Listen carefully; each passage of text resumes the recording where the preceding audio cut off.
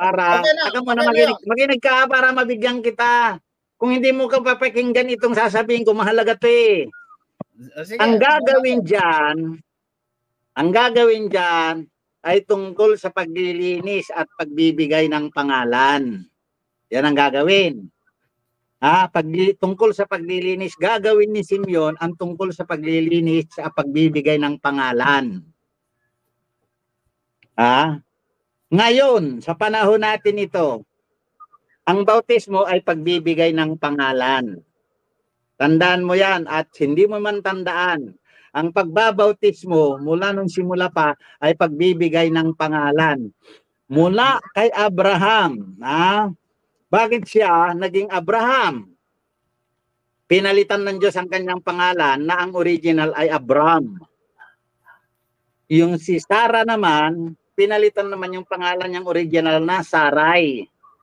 So, nakita mo, pagbibigay huwag na tayong ng lumayo, pangalan. kapatid, para hindi tayo mahabaan ng oras. Huwag na tayong lumayo. Sige. Kaya nga, sabi ko nga sa iyo, kaibigan, kinakati ang tainga mo kasi mali, magkaiba yung ating aral. Okay na, kapatid. Kasi para sa iyo, yung bautismo, pagbibigay ng pangalan kamo. No? Sa atin kasi. Kaibigan, so kukontrahin kita.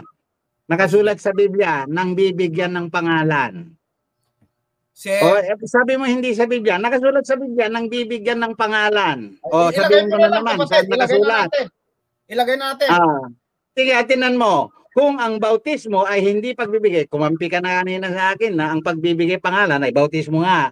Ngayon, yung mga eksenang yan na nakasulat sa Bible ay pagbibigay ng pangalan. Tama po ba? Ibigay mo na lang yung talata, kapatid, para mas clear. Ganito, tama po ba na ang pagbibigay ng pangalan ay tinatawag natin ngayon na bautismo? Sa tao lang yan, kapatid, hindi sa Biblia. Sa Biblia, kaibigan, nakasulat. Katoliko yan. Kung sa nakasulat sa Biblia, hindi lang Katoliko. Kay Jesus Christ, saka kay Juan Bautista. Kapatid na kapatid na Dajon, sandali. Kung sabi mo sa Biblia, baka hindi ko alam, pwede bang sabihin mo yung talata para malaman ko at malaman ko na rin? Kasi para sa akin, yung bautismo kasi ay yung ginawa ni Kristo doon sa tubig ng Jordan. Yun po yung pagkaunawa ko sa bautismo. Ayon sa iyo, ang bautismo po pala, ayon sa iyo ay yung tungkol po doon sa sa pagdala ni Maria kay Simeon para ipagdasal, no? Yun pala ay bautismo rin sa iyo. So, at pagbigay ng pangalan yung bautismo. Saan sa talata? Baka hindi ko lang alam. Para magkaunawaan tayo. Saan sa talata na ang bautismo ay pagbibigay ng pangalan? Basahin ko. Nang sumapit na ang mga araw ng kanilang Pakisabi yung talata para makita natin. Sandali, babasahin ko. Baka magkamali ako di sasabihin ko mali pala. Nang sumapit na ang mga araw ng kanilang paglilinis ayon sa kautusan ni Moises, kanilang dinala siya sa Jerusalem upang iharap siya sa Panginoon. Nagawa mo na. Parang alam ko na yan, bro. Yan ay nasa Lucas 2. Sige, ilabas mo ang talata. Hindi talata ito, kaibigan, mahabang kwento. Kasi ganito yan. Ganito muna. Kung talata lang, ano kayo, naintindihan niyo? Hindi.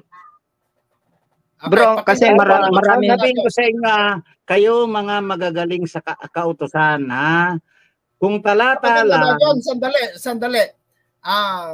Okay na sa akin. Okay na yung sagot mo na wala palang talata, no? Wala palang talata. Sorry ka, kaibigan. Sorry ka. Wala palang talata. Correct yan. Correct yan kung walang talata, di ba? Pero ayon sa iyo. Hindi kami kakain ng sinasabi mo dahil yan hindi mo mapabagbasihan. Ngayon, ang sinasabi ko, Hindi Oo, kaya nga kaibigan, hindi ganito. ko kayo Nakinig ka. pinipili. Bahala kayong Kasi tumindig sa inyong mga kaya sila pupunta doon kasi sandali, ang Kapitan Dalton. kinalaman ng Kapitan Dalton, sinasabi mo, sandali, yung Kapitan pagpunta ni Dalton. Simeon dyan. Esel, pigilin mo. Yan na, kailangan mo nang mag-mute mic na sa amin kung sino gusto mong pasalitain. Kasi masyado mo nang minamasama ang bautismo Hindi naman masyado kaibigan, pumapasok ka, gusto mong topic, discussion tayo. Si Argiel ngayon, ay si Esel ngayon ang moderator. Gusto mo? Hindi makipag-diskusyon sa'yo kasi ikaw hindi ka tumatanggap ng ano. Huwag kang sabat ng sabat, kaibigan. Pasensya ka na lang. Huwag kang sabat ng sabat kung meron kang i-inject na katalinuhan mo. Kaya nga sabi ko, hindi ko tinatanggap, hindi namin tanggapin ang sabi mo. Kapatid na Dajon, sandali. Medyo mahaba yung commercial eh. Si kapatid na Dalton nga, ano yung ibig mong ipahiwatig kay kapatid na Dajon, kapatid na Dalton? Kasi bro, ang tinutukoy niya siguro si Simeon na nagsabi na hanggat hindi niya nakikita ang Kristo hindi pa siya maring mamatay. Ngayon, nagpunta siya ron, dinal siya ng anghel dahil pumunta yung mag-asawa si Maria at saka si Jose ron, dahil si Kristo. At nang nakita ni Simeon si Kristo, sinabi niyang, mari mo na akong papanawin ng Panginoon. Yan yun. Walang binyagan doon. Oo, tama. Dinala niya lang yun doon. Ngayon. Okay, ako na. Ngayon, meron ako isang babasahin sa'yo kasi teka muna kaibigan, bago ka pumasok ng pumasok. Dahil nonsense. Sandali lang. Nonsense ang pagpasok niyan. Dahil hindi ko siya kilala. Magpakilala siya kung anong grupo o kinakaaniba niya, anong religion niya. Magpakilala siya. Okay. Ang pananampalataya ko, ang pinananampalataya ni Brother Soriano. Kaibigan, samahan ninyo. Banggitin mo yung pangalan kung saan ka nakaanib. Abay, privacy ko na yun. Pero ang sinasabi ko sa'yo, ang pananampalataya ko. Kung privacy mo yan, wala kang religion, ganun po ba? Mali ka. Ang sinabi ko na nga sa'yo, ang pinananampalataya ni Bradelli, pinananampalataya ko. Hindi na kita didiskusyonin tungkol sa diskusyon mo kung hindi mo sasabihin ang religion mo. Okay. Dahil kung wala kang religion, ayoko makipag-usap sa iyo. Sige. Sabihin ko, Iglesia ng Diyos kay Kristo Jesus sa ligit-saligan ng katotohanan na nasa Biblia. Okay, very good kaibigan. Salamat sa iyo. Okay, patapusin mo muna kapatid na Dajon patapusin mo muna kasi meron siyang sasabing talata kanina eh. Ano yung talata mo kapatid na Dalton? Kasi masyado niya inano si Felipe. Ngayon, itong nasa nasa talata na to ng 12. Datapwat ng sandali kapatid na Dalton, anong talata yan? Gawa 8:12. Ayan, sige. Kasi rito hindi lang si yung bating eh. Ayan, ito. Ayan.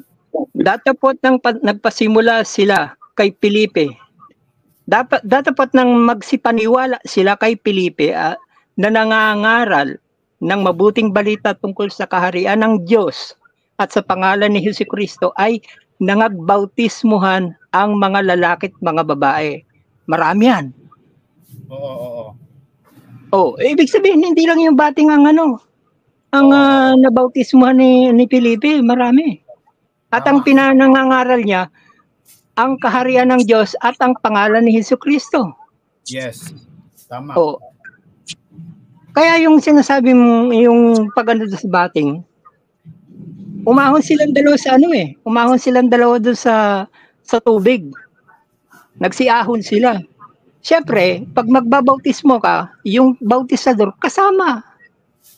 Alam ka naman tumubog lang. At saka ang bautismo, kaya nga sinabing ipanganak, lubog yun, ipanganganak ka ng tubig. Meron isa pa rito, kung bakit kailangan ipanganak. Kasi, ang sinabi nga sa Biblia, hindi ko lang matandaan talata, ang demonyo hindi lumalakad sa dakong may tubig. Kaya napakahalaga ng tubig, hindi pwede yung buhos-buhos lang. Lubog talaga yan.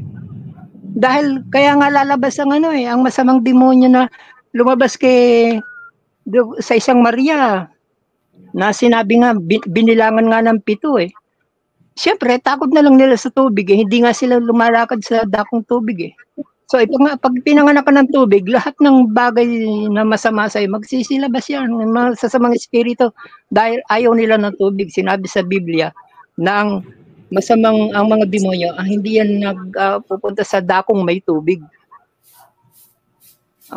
Yan ang masasabi ko. Kaya masyado na kasi maraming narinig na na laban tungkol sa bautismo. Ayan. Oo. Tapos ang bautismo pag-ano lang doon sa pangalan. Si Kristo ng bata, dinala doon na ipinaalam ng anghel dito kay Simeon